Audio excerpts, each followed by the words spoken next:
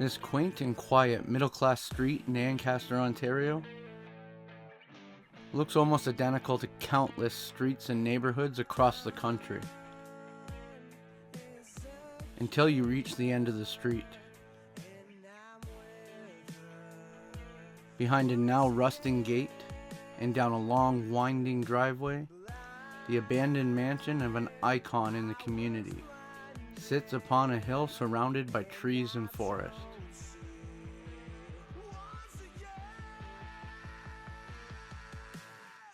First found this mansion a couple of years ago. Unfortunately, I wasn't able to gain access, and I've been back by to check it a few times. On this trip, it was just like the others. There's always something strange that happens. The first time I went there, I ran into a flock of wild turkeys that seemed to be fearless. They came walking right up to me. And this time, while I had the drone up, this happened.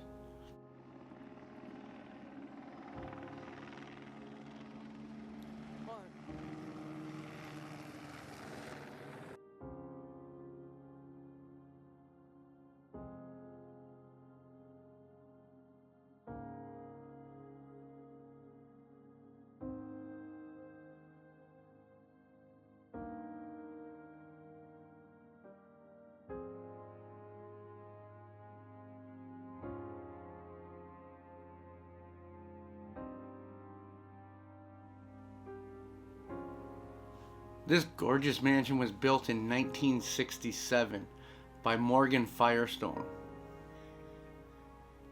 who, after attending Princeton University and serving in the Korean War as a second lieutenant in the U.S. Army, was being groomed to take the top spot at the multinational Firestone Company that his grandfather Harvey started back in the year 1900 in Akron, Ohio. But Morgan wasn't just handed the company. He started off as a salesman in Minneapolis, and he moved up the company, taking management positions in Sarasota, Florida, and Akron, Ohio.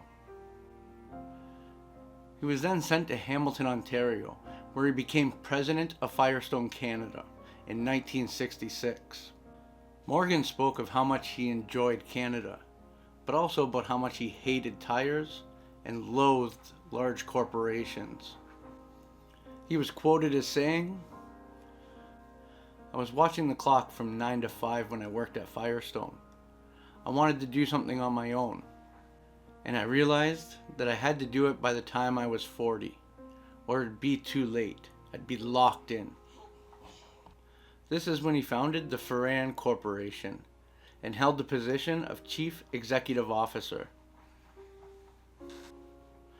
There was, and still is to this day, a specialty plastics division, a recreational vehicle manufacturing division, and two divisions that produce sophisticated electronic equipment used for air traffic control and navigation.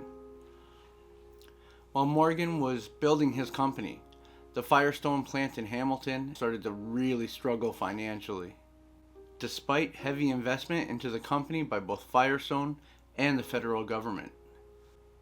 The factory ended up closing in 1988, and the location actually became a very popular hotspot for urban exploration. Unfortunately, this was before my days of exploring.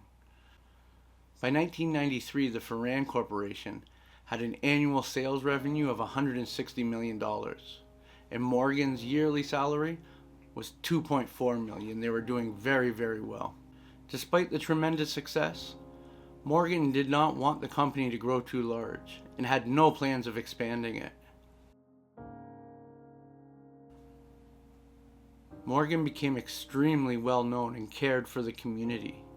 His philanthropy endeavors were vast. He supported 35 local charities, and it was said that when other charities were not achieving their goals, an anonymous donor would swoop in to help. Of course, this anonymous donor was Morgan.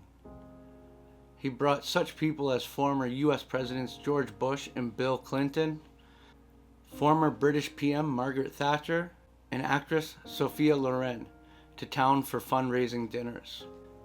He was also involved with McMaster University, the Hamilton Hunt Club, and founded the Firestone Institute for Respiratory Health. But age started to catch up with him, and in 2002 he was diagnosed with CBD, a Parkinson's-like disease. And unfortunately, it was complications to that CBD that he passed away from in his home in the year 2009. Shortly after his passing, his beautiful home was put up for sale, and the mansion was nothing short of stunning.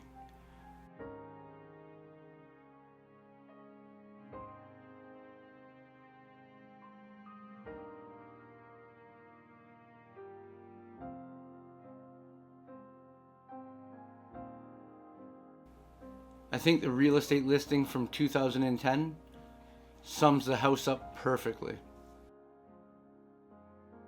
The grand foyer is graced by imported marble, which welcomes you to a sunken 2-story living room with floor-to-ceiling windows overlooking the back balcony and ravine. The main foyer had a wonderful space with true definition to the formal dining room. Eat-in kitchen with solarium.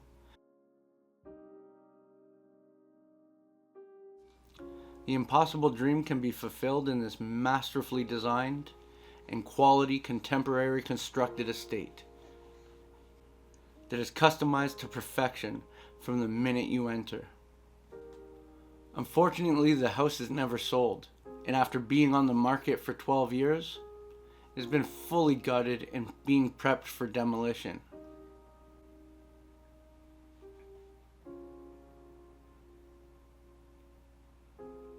And it's being sold with plans for a whole new mansion to put in its place.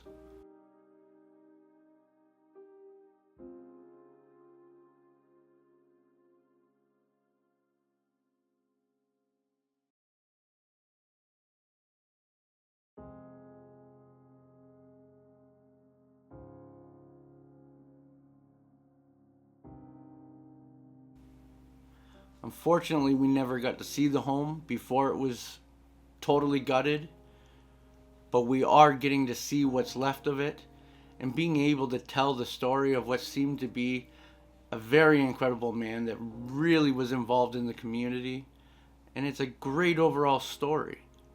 Let me know what you all think in the comments, and as always, see you on the next adventure.